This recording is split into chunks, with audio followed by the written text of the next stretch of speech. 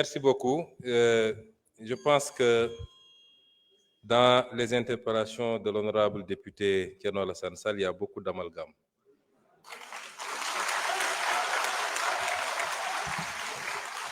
Je n'ose pas mettre ça dans la mauvaise foi, mais je pense qu'à un certain niveau, il faut prendre le temps d'aller écouter ce que les gens ont dit et non pas de se laisser emballer par les commentaires et les commérages.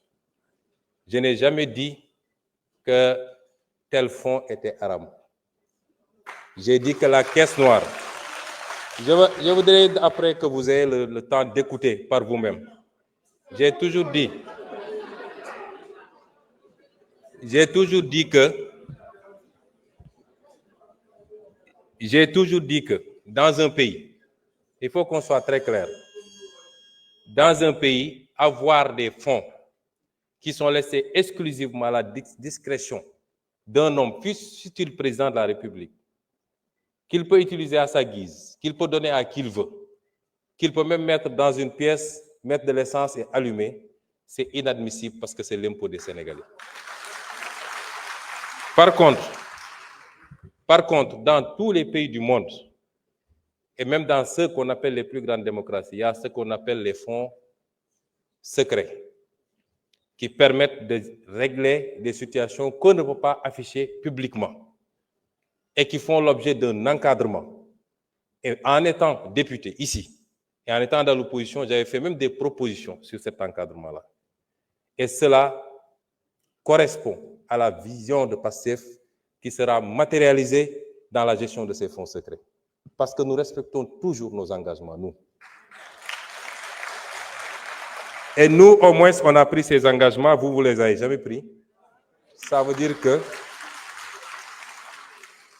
vous auriez largement joui des fonds politiques, comme vous avez joui du régime de Macky Sall pendant des années sans avoir jamais dénoncé. Et vous ne pouvez pas aujourd'hui donner des leçons. Le budget 2024, le budget 2025 est un budget qui a été pris dans les conditions que tout le monde connaît.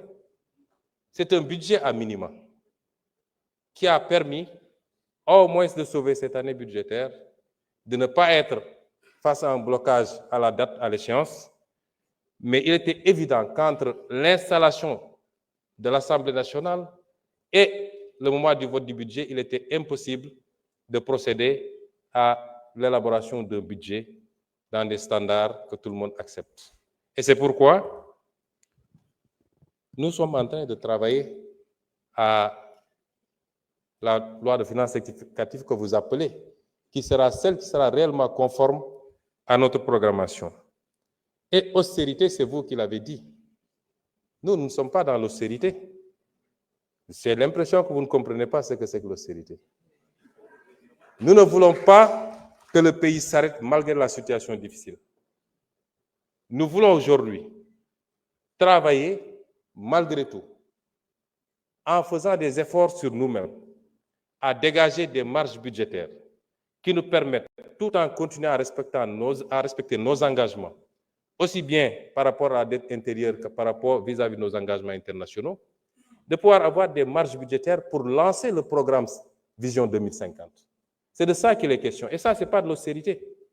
Parce que nous sommes très conscients que la plupart des pays, quand ils sont confrontés dans cette situation, le premier réflexe, c'est de tomber dans le piège de l'austérité. Nous ne sommes pas dans ça.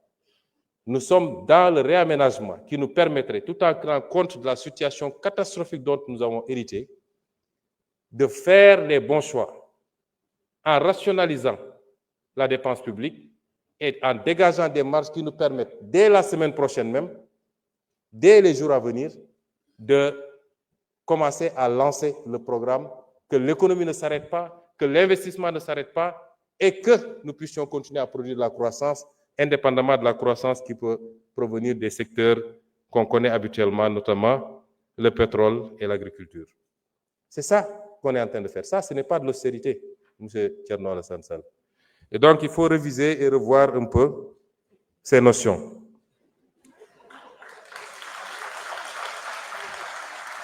Et vous dites Et vous dites que nous sommes restés 11 mois sans prendre de mesures. Ah non.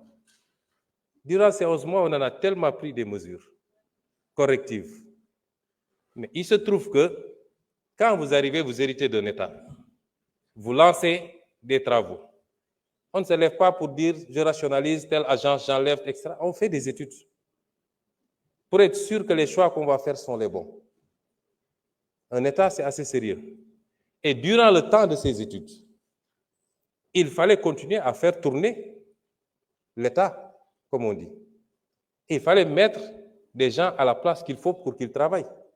Parce qu'il n'est pas question aussi qu'on laisse des gens qui ne partagent pas notre vision, qui ne comprennent pas notre combat, continuer à vouloir piloter des directions générales stratégiques ou des agences où on a besoin aujourd'hui de nous installer dans la vision 2050.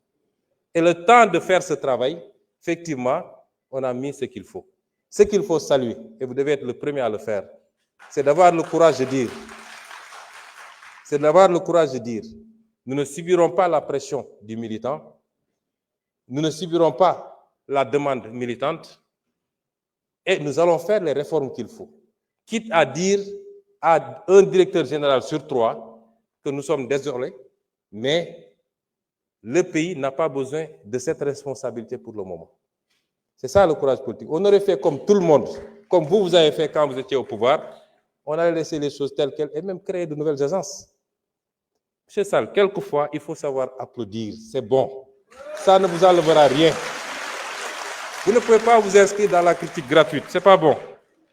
Les initiatives sont salutaires et saluées par tout le monde, mais dites gongo et puis c'est fini. Je vous remercie.